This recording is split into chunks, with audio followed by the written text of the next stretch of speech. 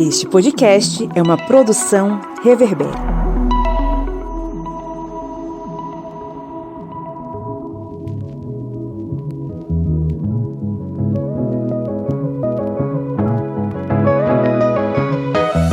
Olá, historiantes! Sejam bem-vindos e bem-vindas mais uma vez ao seu podcast sobre as ciências humanas, né? Está entrando no ar mais um episódio desse podcast que é a fronteira final contra o império da ignorância. Eu sou Pablo Magalhães e estou acompanhado aqui, olha só, pessoalmente, né? Depois de séculos, do senhor Kleber Roberto. E aí, pessoal? Tá fechado o microfone. Estava sendo aqui tecnicamente censurado, porque eu não paro de falar. Estava aqui já fazendo minhas propagandas, tipo o Mr. Bottini. Mas estou aqui lembrando sempre, como disse na Minipédia, que com as duas vacinas, mantendo o distanciamento, usando máscara, assim como eu, professor Pablo, e estamos mantendo aí todo o padrão de segurança que a OMS está indicando, porque sabemos a pandemia ainda não acabou. Isso, tem uma plaquinha da OMS ali na entrada do estúdio, né? Respondendo a todos os protocolos e tal. Do outro lado da linha, a de milhares e milhares de quilômetros de distância, está o senhor Felipe Monsanto. Fala, galera, boa noite, boa tarde, bom dia para todo mundo aí. Bora aprender mais um pouquinho, discutir mais um pouquinho. Vamos começar o papo aí. Você que está lavando seus pratos, arrumando sua casa, enfim, dando banho nos cachorros, seja bem-vindo e bem-vinda ao podcast do Historiante. E nós temos hoje uma convidada especial que está aqui conosco para nos auxiliar, né, a refletir sobre os assuntos que nós propusemos a falar hoje, que é a Catiane Bispo. Oi, Catiane. Oi, gente. Bom dia, boa tarde, boa noite, ou boa madrugada, não sei. É um prazer estar aqui com vocês hoje e eu vim aqui participar dessa conversa com essa galera aí, super divertida. Catiane, fala para os nossos ouvintes quem é você na fila da ONU. Da ONU foi ótimo. Mas, gente, eu adorei esse da ONU, porque existe, né, essa ideia de que o pessoal de RI, né, ou vai para a ONU ou vai ser diplomata. Né? Tem até uma brincadeira entre a galera sobre isso. Eu sou formada em Relações Internacionais, né, sou internacionalista, e me especializei na área de políticas públicas e projetos sociais. Então, eu segui um caminho aí paralelo, né, à ONU, mas também não menos importante, mas também na parte de atuação dos direitos humanos e na carreira humanitária. Seja muito bem-vinda, eu já falei para você em off, né, mas falo novamente, pra gente é uma alegria recebê-la. O convite já está aberto, já foi feito para que você retorne aqui quantas vezes você quiser, e a casa do historiante agora é sua. Nós temos um cômodo, nós fizemos um cômodo para você, tá? Obrigada, muito obrigada. Hoje estamos aqui reunidos para tratar sobre, mais uma vez, uma questão central na sociedade brasileira. Tratamos aqui há 2 semanas sobre a insegurança alimentar e a fome no Brasil, e a gente, de certo modo, retoma esse assunto, só que em outro aspecto, né? A gente vai falar hoje sobre o furto e o lixo enquanto espectros, enquanto exemplos, enquanto caracteres dessa fome. A gente teve aí casos que foram extremamente sensíveis e que deixaram muitas pessoas entristecidas, desde a mãe de família que precisou furtar artigos de um supermercado para poder alimentar seus filhos, passando por pessoas que precisaram, enfim, revirar o lixo para poder se alimentar. São questões extremamente tristes, partem nosso coração, mas que precisam ser debatidas aqui no Historiante, porque a gente precisa identificar e entender esse processo da melhor forma possível, tá? Mas antes de a gente entrar no nosso conteúdo, vamos para os nossos recadinhos.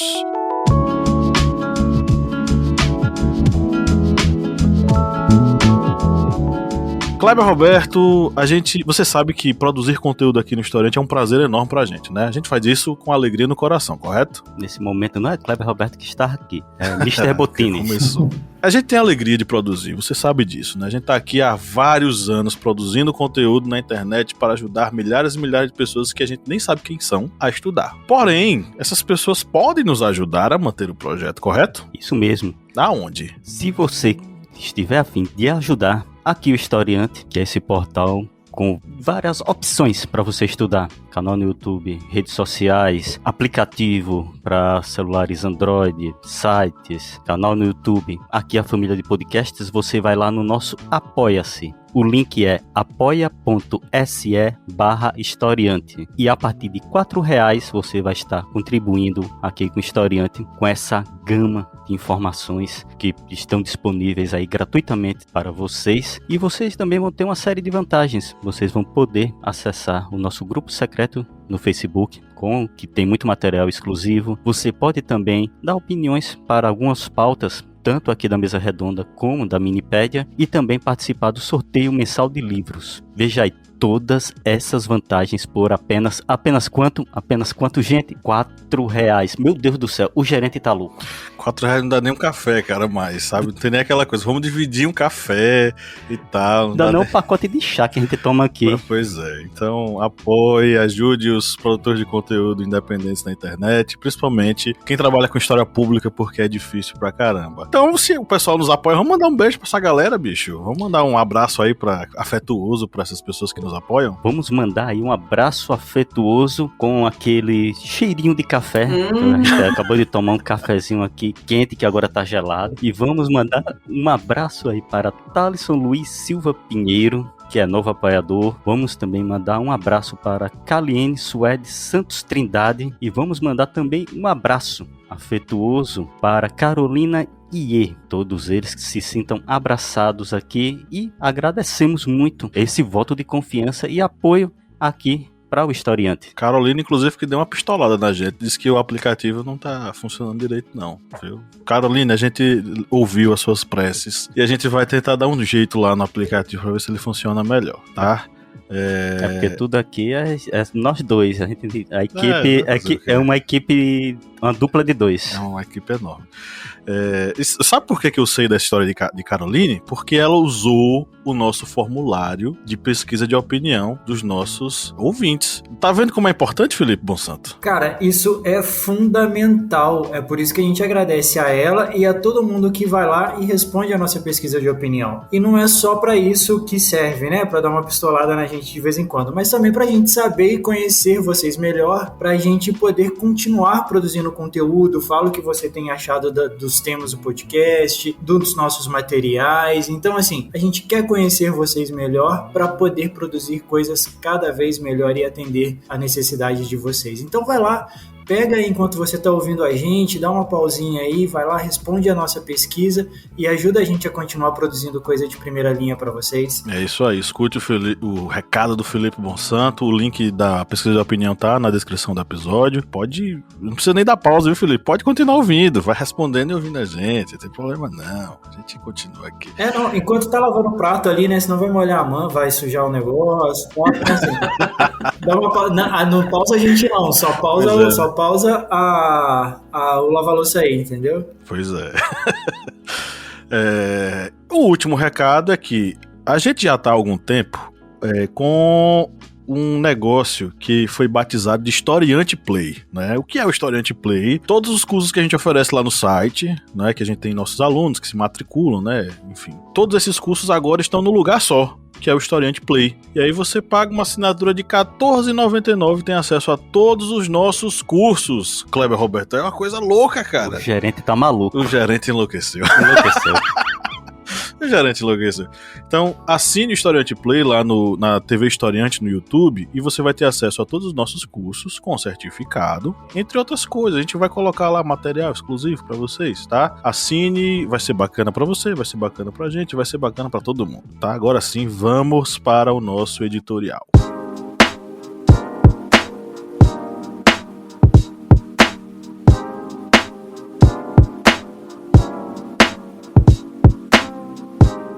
Em seu livro Geografia da Fome, de 1946, o intelectual Josué de Castro sentenciou: metade da humanidade não come e a outra metade não dorme com medo da que não come. 75 anos depois, pode-se afirmar que a situação no Brasil está pior do que cravou o cientista social pernambucano décadas atrás. Atualmente, mais da metade dos lares brasileiros, 55,2%, de acordo com o estudo da Pensan, Rede Brasileira de Pesquisa em Soberania e Segurança Alimentar e Nutricional, convivem com a insegurança alimentar. A este respeito, o vídeo que circulou nas redes nos últimos dias é de destroçar cada centímetro pulsante do coração. Em Fortaleza, mulheres catam apressadas restos de comida em meio à sujeira e podridão de um caminhão de lixo. Num recorte de tempo não muito distante, outra imagem evidenciou a penúria de pessoas no Rio de Janeiro. Fotos e vídeos de pessoas disputando a fila de um caminhão de ossos mostravam restos de carne que seriam dados a animais serem coletados com ânimo por aqueles que ali estavam. Escreveria um dia Carolina Maria de Jesus em sua obra Quarto de Despejo. Abre aspas. O Brasil precisa ser dirigido por uma pessoa que já passou fome. A fome também é professora. Quem passa fome aprende a pensar no próximo e nas crianças. Fecha aspas. A fome é uma constante na vida de uma parcela considerável de brasileiros e brasileiras há tempos, mas seu espectro retornou com crueldade redobrada em meio à pandemia. A alimentação é um direito dos brasileiros, e isso está presente na Constituição desde 2010, no artigo 6º. Porém, o que as pesquisas nos mostram está longe da letra fria da lei. A Pensan, que mencionamos no início desse editorial, publicou resultados de suas análises que permeiam um recorte entre 2018 e 2020. O que temos é um aumento no número de pessoas em situação de fome em nosso país. De 10,3 milhões, fomos para 19 milhões no ano passado. Essa triste realidade também atinge de modo desigual o mundo rural e o urbano. A mesma pesquisa aponta que 12% dos domicílios na área rural sofreram com insegurança alimentar, enquanto 8,5% correspondem àquelas da zona urbana. Durante a pandemia, inclusive, 13,6% dos brasileiros acima dos 18 anos de idade passaram pelo menos um dia sem comer. Este já é um dado levantado pelo projeto Food for Justice, Power Politics and Food Inequality in a Bioeconomy, da Universidade Livre de Berlim. Em um trabalho em conjunto com pesquisadores da Universidade de Brasília e da Universidade Federal de Minas Gerais, este dado faz referência a um período entre agosto e outubro de 2020. Em dados gerais, a Food for Justice levanta um número assustador. No Brasil, enfrentam alguma forma de insegurança alimentar, o equivalente a 125 milhões de pessoas. Em sua maioria, são famílias lideradas por mulheres, de cor preta ou parda, baixa escolaridade e com rendimento em torno de R$500 mensais. Tanto a pesquisa da Pensan quanto da Food for Justice convergem nesse ponto. Há uma unanimidade entre os pesquisadores sociais brasileiros de que esse quadro de penúria não começou na pandemia. A Covid-19 e seus desdobramentos, obviamente, potencializaram o caos, mas existe uma série de outros fatores que impulsionam este problema.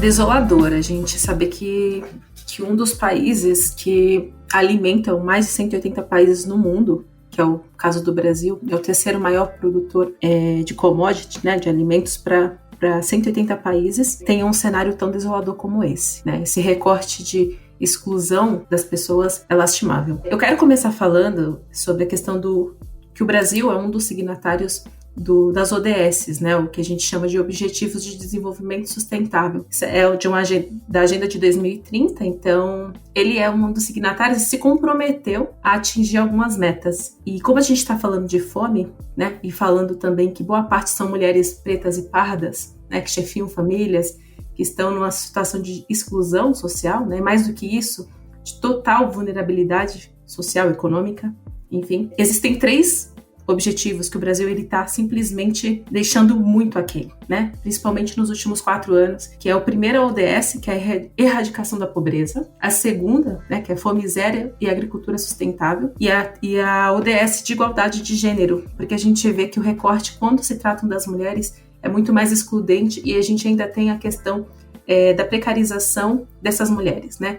O acesso dessas mulheres ao mercado de trabalho e o quão difícil é para que elas se recoloquem, para que elas consigam ter um emprego mais digno, até mesmo para continuar na escola, enfim, vários fatores podem impactar para que ela evada da escola mais cedo, né? A evasão das mulheres é bem maior que a dos homens, infelizmente. Queria também fazer um recorte, né? O Josué é maravilhoso, visionário, infelizmente de um assunto não tão legal, que ele já falava que a fome, ela é mais do que um processo natural, porque não é, né? A fome, ela não é um processo, um fenômeno natural, né? Não é normal que as pessoas tenham fome. Ela é um fenômeno social, né? Então, ela é produto de estruturas econômicas defeituosas. Então, quem se alimenta bem, né? Esse recorte é muito interessante para a gente trazer, e obviamente a gente vai fazer várias costuras, mas quem tem acesso a uma alimentação adequada, né? Mais do que acesso à comida, que tipo de comida, né? Porque isso também nos traz um recorte interessante de exclusão, não só no sentido de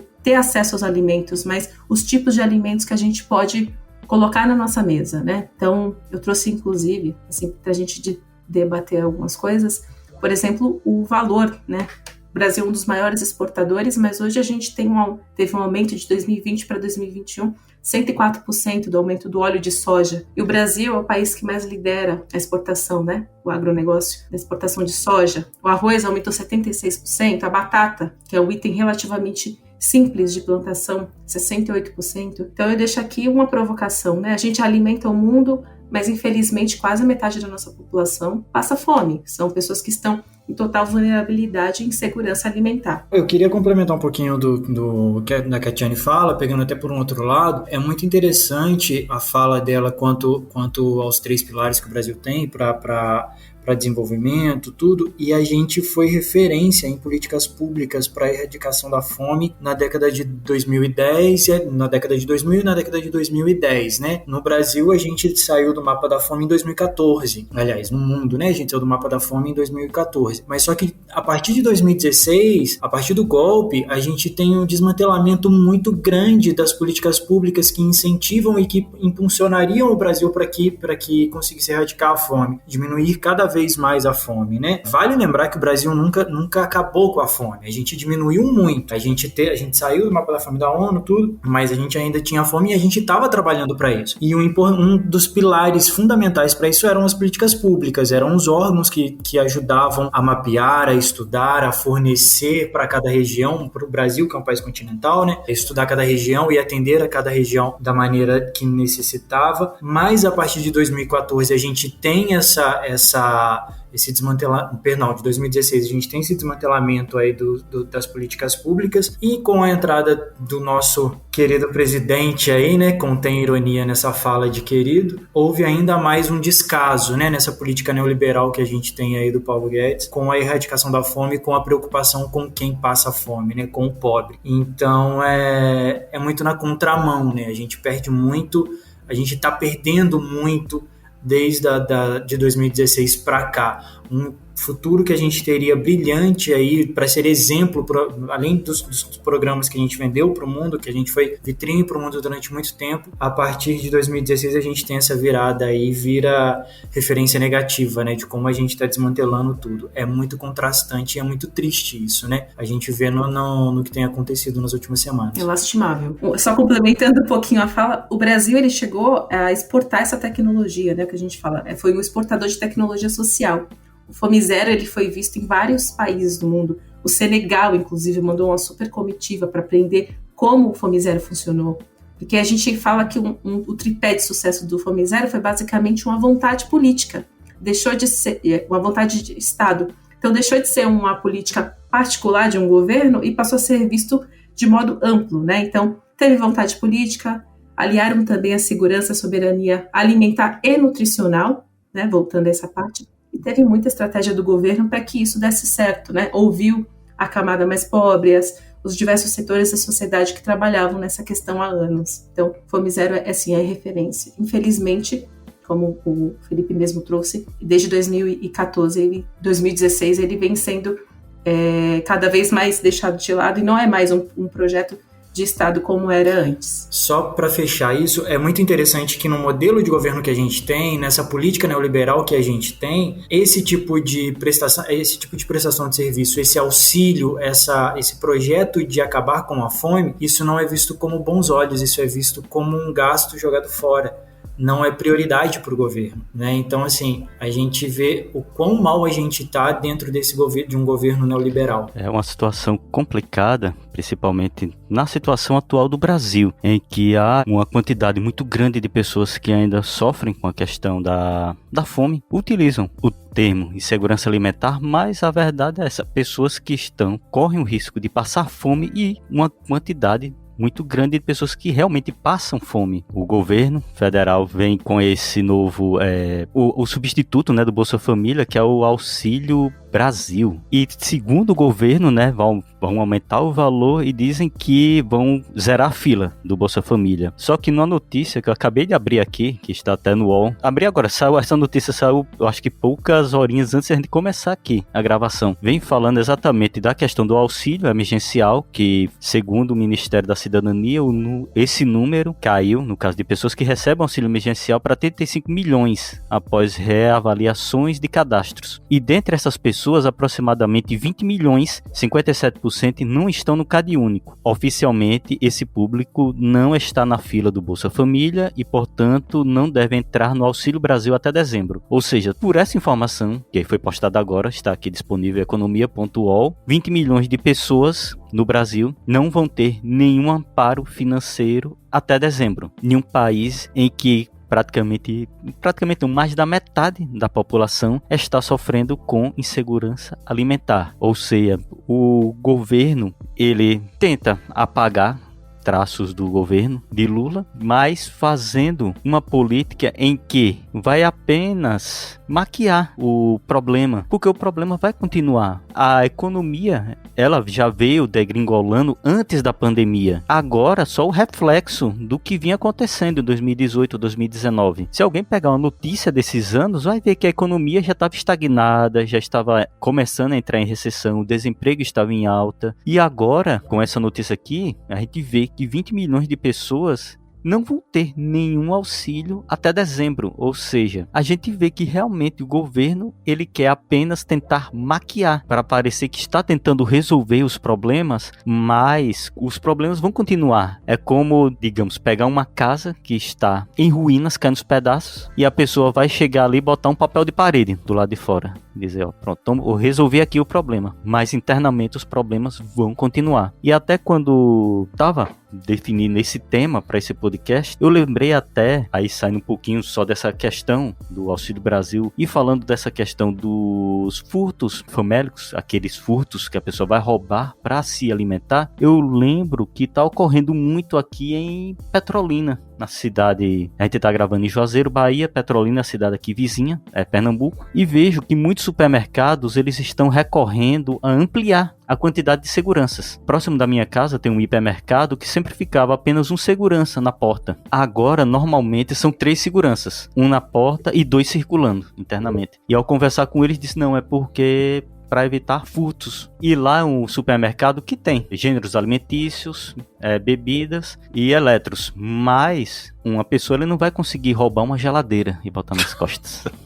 Ela não vai pegar uma televisão de 50 polegadas e sair nos braços na porta de uma loja com segurança. O que a pessoa vai deduzir que estão roubando no supermercado? Quando a gente sai, caminha 500 metros depois, tem um açougue que as carnes têm um detector de passagem pela porta. Aqueles detectores magnéticos. Se passar pela porta, sem tirar, ele começa a bipar. E alguns supermercados estão vendendo a bandeja, bota na bandeja vazia, no mostruário, e só depois que a pessoa compra que recebe a carne. Isso aí lembrou com bebidas alcoólicas. No tempo em que a gente fazia churrasco com picanha e tal, com carnes, isso aí alguns anos atrás, antes do golpe, bebidas alcoólicas caras faziam isso. Você comprava a garrafa vazia, aí pagava e depois recebia. Mas isso aí é outro tempo, quando havia condições das pessoas encherem o carrinho do supermercado. Agora a pessoa, infelizmente, realmente muitas vezes tem que encher, e muitas vezes com produtos que não são bons. Bem lembrado por Gatiani, que muitas vezes as pessoas compram produtos ruins. Qualidade inferior. Lembra até do podcast da insegurança alimentar que a gente gravou há 2 semanas. Leites que precisam do aroma artificial de leite para parecer com leite. Elastimônio.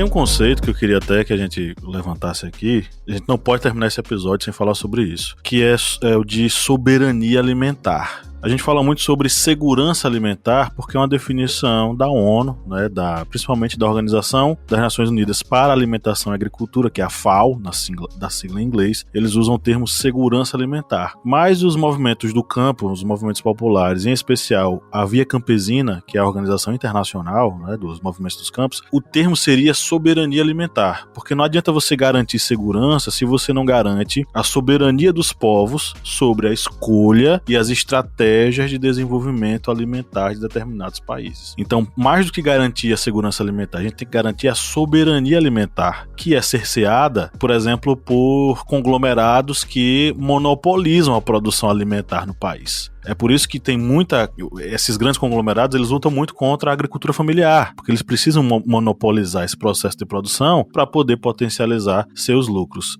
Antes de eu passar a bola para vocês, eu queria falar o seguinte, a Catiane falou sobre Fome Zero, e isso me fez lembrar que antigamente pessoas especialistas no assunto eram colocadas para tratar sobre determinados assuntos nos governos, né? Porque o Fome Zero, ele não foi criado do nada, né? Foi, claro, toda uma década de debates e reflexões na sociedade civil, mas ele teve pessoas especializadas para trabalhar sobre isso. O José Graziano, que foi diretor da FAO e foi uma das pessoas que formulou a ideia, né, o projeto do Fome Zero, ele deu uma perspectiva recentemente sobre esse assunto numa entrevista que ele deu ao canal Brasil de Fato. E ele fala o seguinte, que é uma coisa que a gente precisa deixar claro: não falta comida no Brasil. As pessoas não estão passando fome porque falta comida no Brasil. As pessoas estão passando fome porque a comida no Brasil é tratada não como comida, mas como commodities, produto para exportação que precisa ser vendido para fora. Quem alimenta as pessoas aqui dentro, que geralmente é a agricultura familiar, ela está capengando, porque ela está sendo pouco a pouco sendo colocada, né, na marginalidade, mais ainda do que já é. É só você lembrar, por exemplo, as plantações e os produtos que são feitos pelo MST e são distribuídos pelo MST, né? Inclusive lembrar que foi o MST quem distribuiu diversas cestas básicas para famílias carentes, e o José Graziano deixa muito claro isso. Não é que falte comida, a questão é que a comida se transformou num produto a ser exportado e ser colocado para fora. Inclusive ele fala, tem até um trecho da entrevista que ele fala o seguinte: todo país é orientado pela FAO, pela Organização das Nações Unidas, para manter pelo menos 3 meses de estoque dos seus produtos básicos. O que é que foi que o Brasil fez? O Brasil zerou os estoques. Essa é uma política. Isso não foi falta de organização, foi uma política deliberada dos governos Temer e Bolsonaro para fazer com que, primeiro, o estoque seja zerado e renda lucro para quem, imagine aí, né, políticos envolvidos em maracutaias, e em especial para fazer com que o órgão, né, que no Brasil se chama CONAB, ele fosse privatizado, preparasse o órgão para ser privatizado. O que eu queria jogar para vocês era o seguinte: como é que vocês enxergam a saída do Brasil desse panorama que a gente está hoje, né, dessa fome da população, se de um lado a gente tem o interesse do governo em matar pessoas, porque é justamente isso, o nome disso é necropolítica, tá? Se existe um processo de desmonte do SUS e dos projetos sociais, e se existe um claro um claro projeto de poder que privilegia os ricos em detrimento dos pobres. Como é que a gente pode sair disso, minha gente? Gente, eu vou pegar aqui a fala, mas políticas públicas, né? A gente tá vivendo, né? Faz parte do ciclo de toda a democracia, o amadurecimento da população quanto ao seu entendimento, né, como cidadão histórico, como cidadão político. E a gente viveu, né, nesses últimos anos, principalmente nos 10 últimos anos, aí, um amadurecimento, espero, né, que a história esteja ao meu favor para falar, um amadurecimento na questão de pensar em sociedade, como sociedade. Então, assim, quando a gente fala de Estado, né, de intervenção no Estado, de participação do Estado, a gente fala de um governo, né, de políticas públicas, de participação do governo, né, um governo mais progressista, um governo mais garantista no sentido de promover mesmo, né, educação de qualidade, alimentação para essas crianças, para essas pessoas que estejam, né, no seu período de escolarização, de educação, né, de educação que é um termo mais amplo, mas garantir, né, o mínimo de dignidade para essa pessoa, para sua sobrevivência. Quando a gente opta nas urnas, que é no governo democrático de direito, é assim que a gente faz, né? Não vou nem falar do golpe da Dilma, porque senão a gente vai sair um pouquinho do contexto, mas quando a gente opta nas urnas um projeto de governo que vise a menos garantias do Estado, a gente está optando, na verdade, por ficar a sua própria sorte, né? Então, assim, eu vejo com certa preocupação, principalmente as eleições do próximo ano, trazendo um pouquinho do recorte, talvez o Lula venha a sair como candidato, é um dos candidatos favoritos, mas não adianta só a gente falar dele como chefe do executivo, né, como presidente da República. A gente precisa ver também a formulação das duas casas. A gente precisa ver que o Congresso Nacional, formado por senadores e deputados, majoritariamente esses vão ficar lá. A gente vai ter a metade de uma legislatura de senadores, sim, totalmente voltados à direita, que pode sim fazer várias coisas para impedir que ele governe. Então, talvez esse amadurecimento político das pessoas né, para que elas entendam que as urnas, né, é o lugar onde a gente expressa a nossa posição, mas entender que a gente é trabalhador, que que o Brasil é formado por trabalhadores, por pessoas pobres.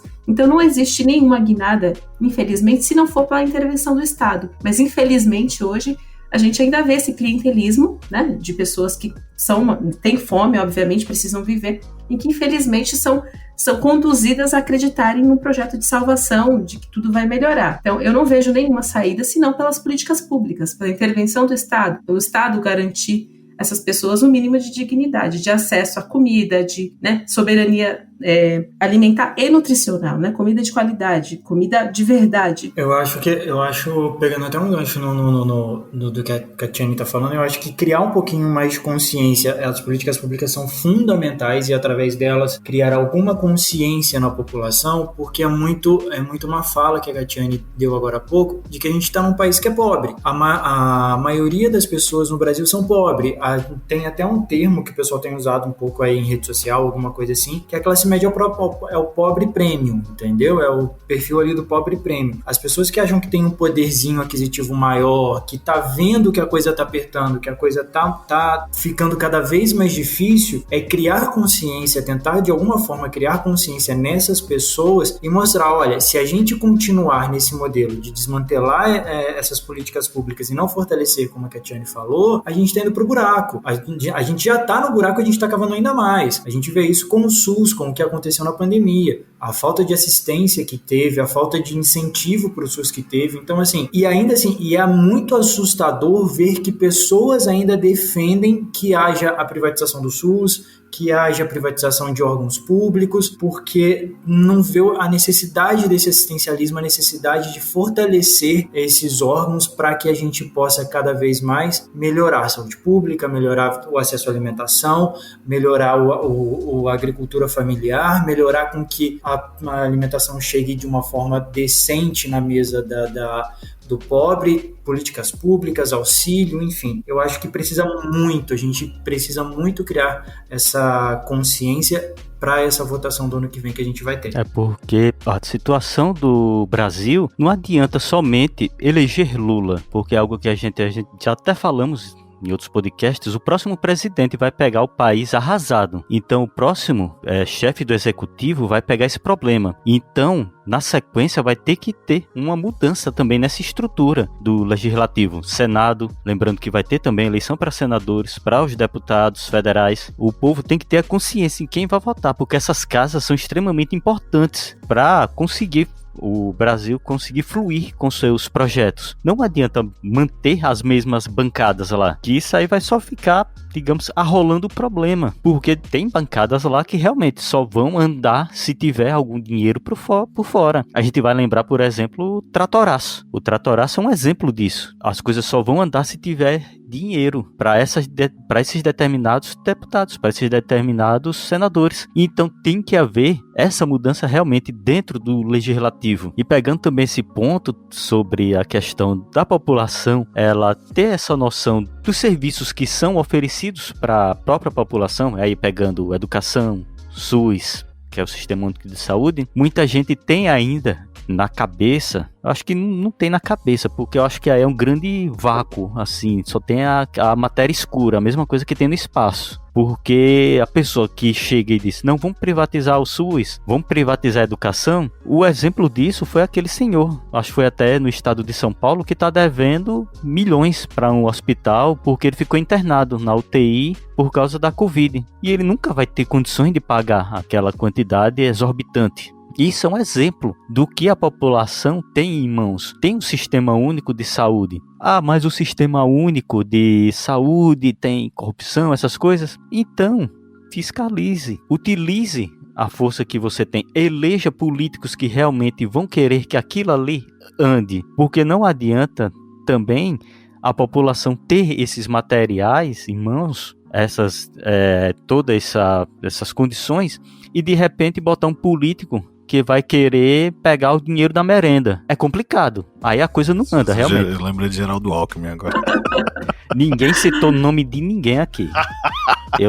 Ninguém citou o nome de ninguém. Não lembrar. Toda vez que alguém fala isso, eu lembro de Geraldo Alckmin. Tem outra coisa. Toda vez que alguém fala sobre o Rio Tietê, que vai ter a limpeza do Tietê, eu lembro que Geraldo Alckmin disse que numa gestão dele, que em 5 anos ele iria tomar uma água do Rio Tietê. Aí os caras fizeram um protesto com o copinho com a água do Tietê. Toma aqui! É essas condições do que a gente tá no nosso Brasil. É isso. A gente tem noção, a gente tem que saber que a gente tem coisas importantes. Cabe a gente eleger políticos que não façam isso. Não peguem o dinheiro da educação, da saúde. Se tem algo que está ruim, fiscalize. O pessoal reclama. Bolsa Família tem gente que não precisa e recebe. Tem empresário que recebe. Denuncie, faça a denúncia. Mas aquele Bolsa Família está ajudando pessoas a se alimentarem. O negócio da calça também, né? É engraçado. A mulher quer comprar uma calça pra filha. E daí, ela vai comprar. Vai comprar. Se tiver algo ruim, aí, Minha Casa Minha Vida. Tem pessoas que têm a casa. Denuncie, faça a denúncia. Mas não tire o programa que está auxiliando pessoas que realmente são carentes, que precisem. Porque se tiver algo errado, puna quem está fazendo algo errado. Não vá punir uma população carente, que precisa realmente da casa própria, que precise do Bolsa Família, que precise dos remédios no posto de saúde, numa farmácia popular. Gente, vamos pra... Já chegamos aqui 43 minutos de gravação. Vamos para as interações. Bota a prorrogação aí. Não. Gente, eu chamei o VAR. Eu lembrei da ração alimentar do Dória. Vocês lembram? Oxe, meu Deus do céu. Ração alimentar. Um composto alimentar granulado, ele disse. Né? Isso. Sem sabor, sem nada. Você tá falando disso. É aquele filme Soylent Green. Vocês assistiram Soylent Green? Com Carlton Heston, um filmão dos anos 70. Felipe assistiu? Assisti. Pô, Soylent Green é aquilo ali, cara. São inúmeras tentativas, Expresso de da tirar a Manhã. humanidade. Vocês lembram de Expresso da Manhã? Não, esse eu não assisti. Esse é Expresso da Manhã. Eu vou anotar na minha listinha. Que tem a série da Netflix e tem um filme. Felipe assistiu? Eu conheço a série, mas eu não assisti. Eu não sabia do filme. Eu pensei que eu não sabia só da série. Expresso da... É aquela questão da comida em Expresso da Manhã, cara. É tudo isso, sabe? É oferecer uma ração para as pessoas, para elas se alimentarem.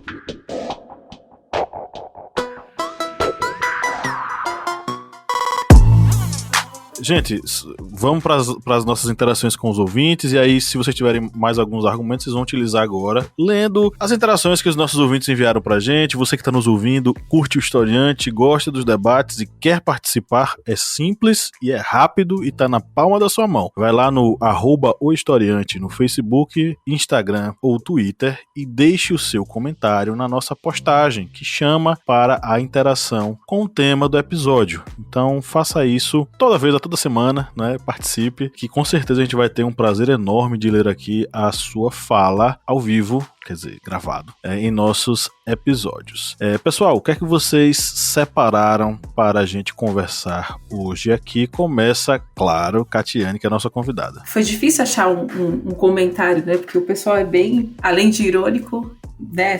Embasa muito bem o que fala, mas eu escolhi a do Flávio Santos. Flávio Santos, ele diz: carnes em São Paulo tem até alarme nas embalagens, né? Que foi uma fala do que o Kleber trouxe aqui pra gente. Um alimento perecível e de validade curta, que preferem fazê-lo de luxo do que vender a seu preço justo. Aliás, a justiça é uma utopia com 2 pesos diferentes na balança em um país tão desigual e que se diz cristão, o Brasil. Eu achei interessante essa colocação do Flávio por vários motivos, mas alguns deles primeiro, existe obviamente um interesse muito grande de fazer com que produtos ganhem, né, esse valor tão grande, né, o preço do produto aumente tanto. Então, a gente fala muito mais do que o preço no próprio varejo, a gente fala de toda uma escala, né, de toda a cadeia de suprimentos. A quem interessa a carne tão alta, né? Essas pessoas estão interessadas no número de atingidos, né, de pessoas que não têm condições de comprar o alimento básico para suas famílias, né? Então, eu achei interessante ele trazer também o recorte do Brasil, um país que se diz cristão, porque é um mote que tem se utilizado muito, né, principalmente no atual governo, né, de falar de uma tradicional família, de valores cristãos, né? E essa distopia no tempo inteiro, né? Porque se você diz que é cristão, nos seus valores mais nobres, você teoricamente, no mínimo, acolhe as pessoas, né? Pelos valores cristãos, eu estou dizendo do cristianismo em geral, não estou dizendo nenhuma vertente religiosa aqui. Então, achei muito interessante esse recorte que ele deu. E digo mais, quem alimenta, né, quem traz comida para nossa mesa hoje é o pequeno produtor. Então, volto ao mesmo recorte que a gente já falou aqui. São os pequenos produtores que colocam o alimento na nossa mesa. O agronegócio, o agrobusiness, eles são voltados para exportação. Mas hoje a questão da reforma agrária, né, da detenção da terra, do bom uso da terra, é algo tão setorizado, tão elitizado, por que não dizer com tanto lobby dentro das nossas casas, que passa a ser visto até movimentos como o do Sem Terras, por reivindicação de terra, por produção dessas terras, passa a ser tão malquisto, e as pessoas não têm esse conhecimento de que esse uso da terra, essa falta de utilização da terra por pessoas que estão querendo, né, essa propriedade para plantio, beneficia toda a sociedade. Então, achei bem interessante esse recorte do Flávio, e foi esse comentário que eu escolhi. Flávio, inclusive, que arrasa, tá? Flávio, nosso apoiador número 1, sempre com comentários extremamente foda com PH.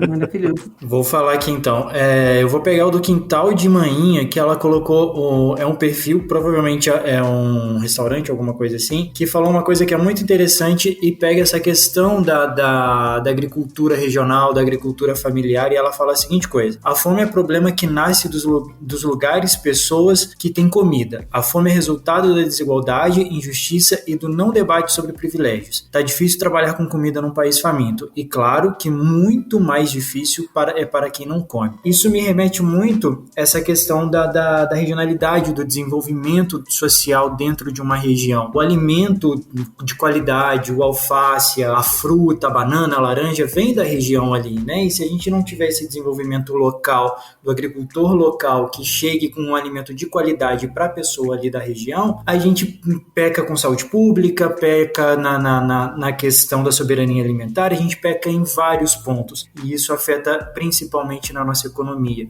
que causa desemprego, causa várias outras coisas aí, não podendo empregar outras pessoas, e gera a questão da fome, né? A dificuldade do acesso, porque às vezes um lugar desse tem um acesso a um alimento com um preço muito mais em conta do que teria num grande mercado, em alguma coisa assim, que vem um alimento de outro lugar. Então eu acho que é toda uma cadeia, e eu achei muito interessante esse comentário do Quintal da Manhinha a respeito do ponta a ponta, né?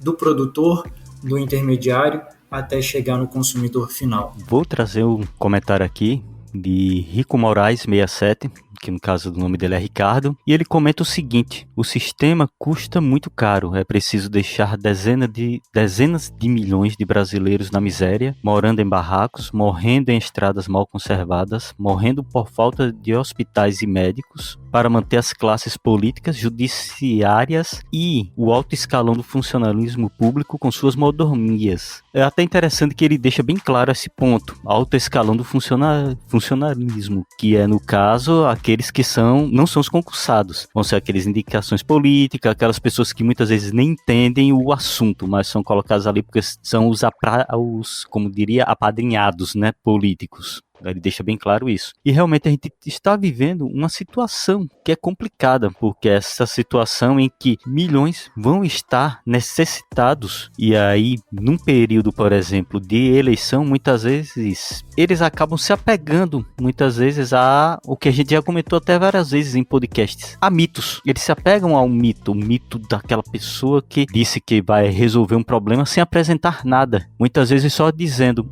não, eu vou resolver os problemas, problemas aqui. Mas como? Eu não sei, é meu ministro que sabe. Essa sua imitação de Bolsonaro é uma espécie de... Eu não estou imitando ninguém. Bolsonaro Maluf, sabe? É uma coisa... uma coisa no meio dos dois. Praticamente subiu o cheiro de enxofre aqui. Eu acho que merece o Oscar, hein? Subiu o cheiro de enxofre. Gente, a Diné imitando é maravilhoso. Mas é exatamente isso. Muitas vezes acabam deixando as pessoas no desespero para depois surgirem com essa ideia. Eu vou resolver os problemas. Como? Não sei. O meu ministro que sabe. O meu ministro sabe mandar milhões para um paraíso fiscal para lucrar com o dólar. Exatamente, a gente tem que ter realmente essa consciência do nosso voto no ano que vem, não somente para o executivo, mas também para o legislativo. Sem dúvida. Tem um comentário aqui que eu acho que seria bom a gente debater, que é do Bernardo de Alencar. Ele falou o seguinte: furto é furto e tem que ser punido. Deveria ser obrigada a comparecer à delegacia uma vez por mês ou de 15 em 15 dias para pegar uma cesta básica no mínimo. O Bernardo está fazendo referência a um outro caso que a gente ainda não abordou aqui nesse episódio, tá? Uma uma mãe de família de 41 anos, ela furtou alguns artigos no supermercado, dando um prejuízo, entre aspas, de R$ 21,69. Foi um miojo, um refrigerante e, enfim... pacotinhos de suco em pó. Um tanguezinho, né?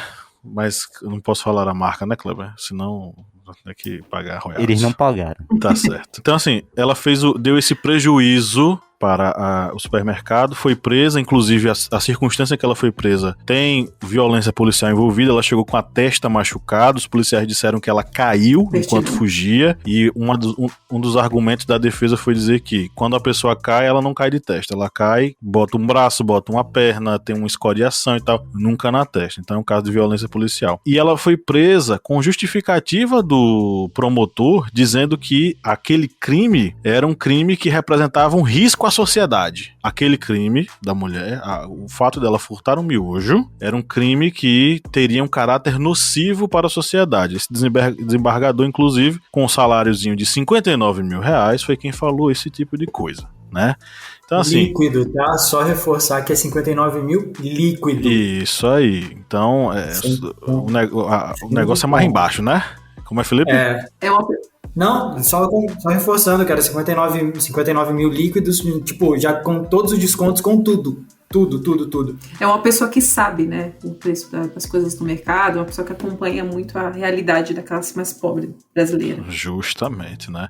Esse é o preço que a gente paga enquanto sociedade quando a gente não oferece a pessoas das classes trabalhadoras o acesso a uma formação digna que lhes permita ocupar esse tipo de cargo e fazer com que a justiça se torne muito mais humana do que o que essas pessoas poderiam propor. O defensor, né, conseguiu fazer com que ela saísse o advogado dela, alegando, inclusive o próprio juiz coloca isso na sentença, né? Porque o juiz decretou que ela fosse liberada e que o caso se encerrasse por ali, né? Fechasse o caso. Porque era um crime que era regido pelo princípio da insignificância, ou seja, o valor não correspondia nem a 2% do salário mínimo, então isso não fez nenhum arranhão no patrimônio do dono do supermercado. Existe um conceito que é o conceito de furto famélico.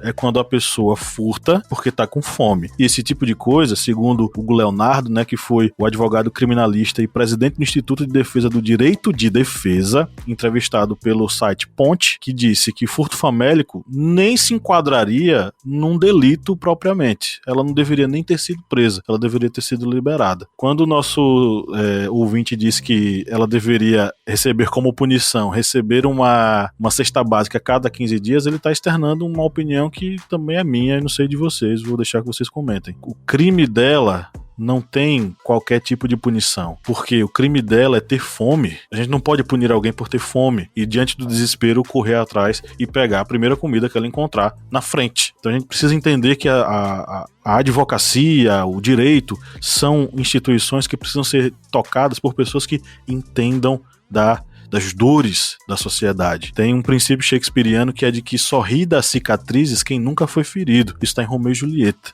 É uma das partes que eu acho mais bonita. Só ri das cicatrizes quem nunca foi ferido. Porque só quem foi ferido é quem sabe da dor, né? Então isso se aplica a esse caso. O que é que vocês acham? Você tá romântico hoje em papo. Lídia não veio, né? Eu tô com saudade. Mas nessa questão do caso dessa senhora, duas coisas me chamam muito a atenção. Primeiro, se alguém cometeu crime aqui, não foi ela, foi o Estado, que é a obrigação do Estado fornecer alimento para a população. Isso está na Constituição, isso é fato, né? E uma coisa que eu acho que me dói, que me acho não, né? Mas que me doeu muito, muito, muito foi ler na manchete ela externalizando a opinião dela. Eu queria me sentir gente. Isso me doeu numa quantidade, num tamanho assim que a gente vê muito claro como o projeto do desgoverno que a gente tem, ele acontece ao tentar desumanizar o pobre, desumanizar o negro, desumanizar, tirar o sentimento, né, das pessoas mais humildes, da classe pobre, da classe operária. Porque ela queria, numa das entrevistas que ela deu, ela fala até uma coisa: eu queria tomar uma Coca-Cola gelada, sabe? Qual o crime nisso, entendeu? Assim, ter um prazer, alguma coisa assim, alguma coisa que satisfaça um desejo dela, sabe? É muito doído isso. Então, para mim, quem cometeu o crime aí foi o Estado, não foi ela. E reforço dizendo que o Estado não só desumaniza essas pessoas, ele inviabiliza essas pessoas. Ele invisibiliza porque essas pessoas, quando elas não são vistas, né? O direito de ter direito, para mim, é um sinal claro, né? De que essas pessoas não são assistidas por ninguém, né? Nem o Estado assiste. E talvez, né, se essa notícia, essa pessoa, algum furo, não sei o que aconteceu, dessa situação, se não fosse veiculada, ela estaria presa até hoje, assim, sem direito a julgamento e nenhuma defesa, né? Então, assim, volta a falar da ração do Dória, né? E não foi ração que ele chamou, mas volta a falar. Por que a gente dá esse tipo de alimento industrializado, né, para moradores de rua, para pessoas em situação de rua? Né? Quem está assistindo essas pessoas? Quem são essas pessoas? Tem um padre, um padre da Igreja Católica, que eu não sei se eu posso falar o nome, que faz um trabalho com pessoas em situação de rua, que é extremamente hostilizado. Pode falar. Oxe, fale com gosto, mulher. Aqui a gente só não fala o nome de marcas, porque Kleber fica enchendo o saco. Com certeza, eles não pagam pra gente. Eu acho que tem que ir atrás desse patrocínio, né? O Padre Júlio, que faz um trabalho maravilhoso com pessoas em situação de rua e que é muito atacado principalmente por isso, né? Então, assim, triste ou não, ter esse desgoverno, essa falta de políticas públicas, tem pessoas que apoiam, tem pessoas que estão na situação e apoiam pelo discurso neoliberal, né? Que a gente fala que é o pobre de direita, mas tem muita gente que também está sabendo do que usa essa manobra toda, principalmente marketing político, marketing, né, social de todos os tipos, para justamente angariar seguidores cegos, né, para não dizer gado, né, que já está sendo bem utilizado, para reforçar esse tipo de discurso punitivista e de viabilização dessas pessoas. Assim, você tira a humanidade dessas pessoas e a coloca como alguém totalmente agressivo e de que não tem como você confiar numa pessoa assim, né? Então você já fala que é dependente química, que é uma pessoa reincidente, entendeu? Você desmoraliza e tira essa credibilidade, entre várias aspas, no discurso moralista dessa pessoa, né? Esse discurso punitivista e totalmente imoral e amoral, né? Pois é. A fome, o Estado desumaniza, a fome desumaniza, porque essas pessoas, elas têm uma questão de construção da própria identidade, de como você se enxerga quando você está sentado, catando restos de carcaças que seriam destinadas a animais. Você passa por um processo de destruição completa do seu eu enquanto cidadão, enquanto pessoa. É um processo extremamente triste que a gente precisa ter consciência e noção disso. Eu sei que eu tô na rua com minha esposa, com Lídia Verônica, que não está aqui presente hoje, e a gente sempre tá parando em farmácias, em sinais e sentando com os meninos que estão lá em situação de rua. A gente conversa, a gente dá o que comer, a gente dá uma roupa, uma camisa. Já cansei de tirar meu chinelo e dar pra eles. Eu não tô falando isso aqui querendo me gabar de nada não, tá? O que eu quero dizer é que, mesmo com esse esforço, isso não é nada diante de todo um processo, de toda uma estrutura que quer que aquela criança esteja ali, que quer que aquele adolescente esteja ali, que quer que aquela pessoa adulta esteja ali, passando por essa necessidade. Pessoas que chegam tem até uma matéria que foi separada aí, que tá no nosso roteiro, que fala que uma mulher fala que chega no caminhão de lixo para pegar carne verde, gente. Carne verde. é carne apodrecida para alimentar os filhos dela. É uma mulher desempregada de 31 anos que faz isso lá em Fortaleza. Então isso é a destruição completa do ser humano. Essa reportagem eu vi ontem no G1 e ela pega realmente a carne verde, ela mesmo diz, pego a carne verde, dou uma escaldada, boto um sal e dou para minhas filhas, assim como eu dou o iogurte que eu acho também no lixo, iogurte vencido, eu acho e dou para elas. É aquilo que eu comentei contigo, que está ocorrendo no bairro que eu moro, do pessoal realmente precisar, e aí tem que ir em quitandas para pegar o que o pessoal deixou assim de um dia para o outro, com o risco de estragar, e eles pegam, porque a necessidade está falando mais alto. É a situação que está cada vez mais se tornando crônica. E o sistema que está aí, esse sistema neoliberal, quer isso, quer o desespero. Justamente. Eles não querem pessoas bem nutridas, eles não querem pessoas que possam chegar no mercado e dizer, vou comprar o que eu quero comer, eu quero um refrigerante aqui de 2 litros, eu quero uma carne de primeira. O sistema neoliberal não quer isso. Ele quer o desespero. Justamente, porque o desespero alimenta a máquina. Eu queria agradecer a todos e todas que colaboraram e mandaram suas mensagens aqui para o nosso episódio. Não dá para ler tudo, obviamente, mas eu queria deixar um abraço para todos e todas que mandaram mensagens, né, interagiram com o conteúdo e deixaram lá a sua marquinha.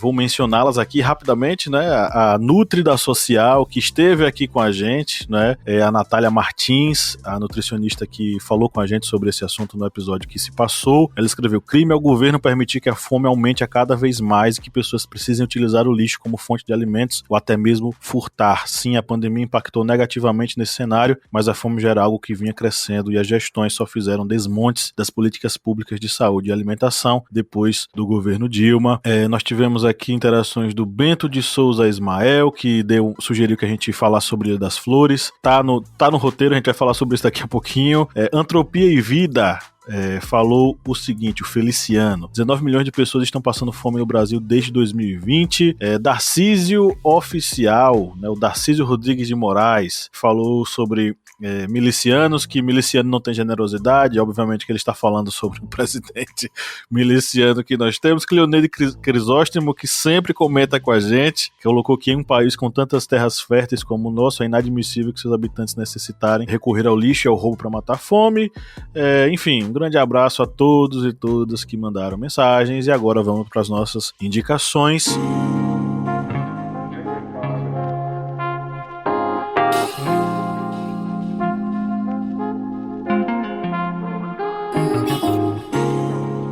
É o momento agora de a gente dar uma dica para essa pessoa que nos ouve. Eu acho que já tem 1 hora aí no seu agregadorzinho, né? Lembrando que hoje é final de semana. A pessoa vai fazer o quê? Vai atrás das dicas culturais que nós vamos dar aqui no podcast do Historiante. E aí, meu povo, vocês querem sugerir o quê para essa galera que nos ouve tão atentamente? Pode de música? Eu vou recomendar aqui, né, já que a gente está falando de fome, principalmente das pessoas, né, dos pequenos produtores, das pessoas que, tanto para subsistência, mas quanto para tentar também vender, né, essa mercadoria, esses alimentos. Eu vou com um clássico, Asa Branca, de Luiz Gonzaga, que fala da fome, e mais do que a fome, né, o recorte do sofrimento do sertanejo. Então fica aqui a recomendação, quem não conhece, ou se conhece, ouvir de novo. Esse recorte do Luiz Gonzaga traz muita realidade da fome no contexto do sertanejo, né, das pessoas que moram num sertão e toda a tristeza do sertanejo em sair do seu local de origem por falta de assistência, né? Então, deixa aqui a recomendação. Luiz Gonzaga, Asa Branca. Também vou deixar aqui como recomendação, né? A gente falou de ODS, falou dos Objetivos de Desenvolvimento Sustentável. Vou deixar aqui o projeto Casa Arbo, né? Que tem várias pílulas de conhecimentos lá na página deles do Instagram. Foi idealizado por um jovem chamado Luan Torres, que nasceu em São Bento do Una, que é o interior do estado de Pernambuco, que se juntou junto, né? Uniu todas as pessoas do seu colégio e dos arredores para plantar árvores frutíferas, porque ele percebeu que as árvores frutíferas eram muito acessadas quando as pessoas estavam com fome. Então, ele expandiu esse projeto. Hoje venceu um dos prêmios da ONG Ashoka, e o Luan agora junta as pessoas, né, os jovens, não tão mais jovens, né, pessoas de todas as idades, para plantar árvores frutíferas como forma de reduzir a fome das pessoas. Então, queria convidar vocês a conhecer um pouquinho desse projeto e mostrar que, assim, a gente pode fazer, né? A gente pode se juntar também e fazer uma sociedade melhor, não tirando a responsabilidade do Estado, mas dizer que tem gente que também está preocupado com isso, né? Então, deixa aqui a recomendação do projeto Casa Árvore também para vocês conhecerem. E é isso. Bom, eu vou seguir na minha dica aqui então. Eu quero indicar um documentário de 20 minutinhos, 15, 20 minutinhos, de uma ONG que eu tenho muito carinho, que é a LBV Brasil. Eu fui assistido pela LBV durante um tempo, lá na minha cidade, lá em Juiz de Fora, e chama Mapa da Fome, como a pandemia da Covid-19 impactou o acesso à alimentação básica. Eles fizeram um doczinho ali rápido, falando como que isso tem afetado e como eles têm tentado ajudar dentro das limitações do terceiro setor, né? Algumas comunidades carentes aí dentro da pandemia. De música, eu quero indicar um álbum de uma deusa, que é a Elza Soares, eu sou apaixonado por ela.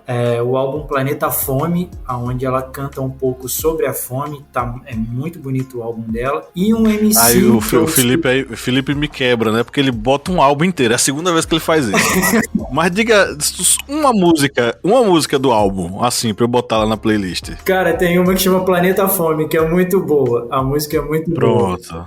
Fechou.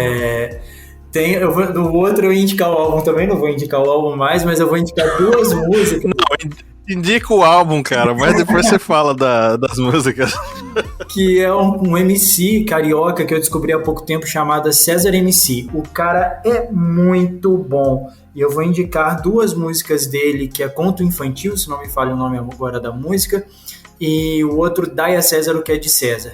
Super recomendo, o cara é muito bom, é sensacional e vale conhecer. Bem, eu vou indicar um documentário, que é um documentário até disponível no YouTube. Você pode acessar até no canal oficial da ONU Brasil, que é um documentário Histórias da Fome no Brasil. É uma produção da Ação da Cidadania. E como disse, está disponível, você pode assistir gratuitamente no canal ONU Brasil. E esse documentário tem um item que é bem interessante. Já vou avisando que é um documentário assim que tem cenas bem pesadas, bem assim, que pessoas que têm assim um coração que se emociona com facilidade em determinados pontos, você respira um pouco antes de assisti-lo, porque ele é bem carregado. E uma coisa que eu acho bem interessante é que a forma que ele retrata indica exatamente algo que a gente percebe. A fome não é algo que ocorre ali em um determinado momento e nunca mais vai existir. Ela parece que é um mal que fica ali, rondando, as sociedades rondando, até o momento em que espera algo ruim, um governo ruim, algo intempere e começa a graçar a população e afetar a população pesadamente. É isso que dá para perceber nesse documentário, porque é algo que ele faz até uns recortes, Europa, Estados Unidos, e fala exatamente isso. Você pensa, tem fome na Europa? Tem fome nos Estados Unidos? Tem. Nesse documentário ele vai mostrando também que a fome volta nesses locais também. Ou seja, a fome é algo que tem que ficar vigilante com relação a ela. O Brasil é exemplo disso. A gente saiu do mapa da fome em 2014. Agora a gente voltou. E voltamos com uma situação muito crítica, muito ruim. Indico esse documentário. Até para você, se for professor, quiser ali passar no ensino médio assim, você olha e pode passar para eles. Como música, vou indicar duas músicas. Uma música, a música A Dor da Fome, da banda Cervical, aqui é tapa na orelha mesmo. E outra música de uma banda, que ela até já encerrou as atividades, uma banda muito boa, que serve como introdução ali para o Mangue Beat, que é a música Repente Envenenado, da banda Shake Tosado. Aí ela serve como introduçãozinha para você entrar no Mangue Beat. Se você quiser depois se adentrar nesse mundo, começa aí com Shake Tosado, Repente Envenenado, que é muito bom. Beleza, eu vou indicar primeiro um clássico que é Ilha das Flores, né? Então, se você que vive no Brasil, em sua vida inteira você nunca assistiu Ilha das Flores, por favor, abra o YouTube aí agora, no seu celular, no seu computador, e coloque a Ilha das Flores para assistir logo depois do episódio aqui do Historiante, porque é uma peça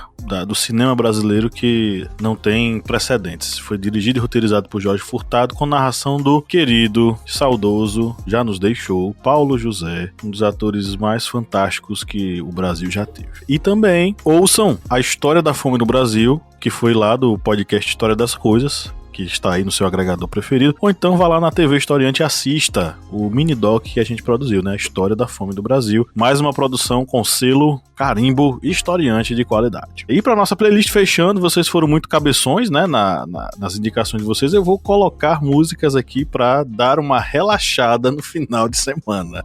Eu vou ser sempre o contrapeso dessa playlist. Eu vou indicar a música Eu Não Sou Boa Influência Pra Você, do Seu Pereira e Coletivo 401. Mistura brega com rock, com... enfim, funk, anos 70 e por aí vai. E uma música de um duo muito bom, que é o Avoar, o JP e a Bruna Black. Eu estou geralmente procurando e escutando e consumindo produções e músicas e, enfim, tudo que for de produção cultural de jovens artistas negros brasileiros, porque a gente precisa valorizar e muito. Vamos valorizar e vamos ouvir artistas negros e negras brasileiros. E A Voar é fantástico. Escutem a música Abrigo. Vai ser um afago no ouvido de vocês, porque os dois são fantásticos, o JP e a Bruna Black são maravilhosos. Então é isso, chegamos ao final, a reta final da nossa gravação. Catiane, foi um prazer enorme tê-la hoje aqui em nosso episódio, tá? Eu que agradeço, gente, foi muito legal e passou muito rápido. Aprendi bastante também. Eu vou ouvir o A Voar, hein? Por favor, ouça, porque é uma coisa maravilhosa. Então é isso, eu queria agradecer a todos e todas que nos ouviram até agora. Você que está aqui conosco até agora, você merece o nosso abraço afetuoso. Nós estamos felizes por ter os seus ouvidos nos acompanhando até agora. E claro, se você curte nosso conteúdo, lembre de ser um apoiador com apenas R$4 no apoia.se/historiante. A gente fica por aqui. Vamos dar o nosso tchau coletivo. O Felipe, ele é um cara, ele não curte dar o tchau coletivo, sabe? Mas hoje ele vai dar esse tchau coletivo conosco. E o meu hoje não tem delay não, pra deixar o editor doido. Então vamos dar o nosso tchau coletivo no 3, 1, 2, 3. Tchau!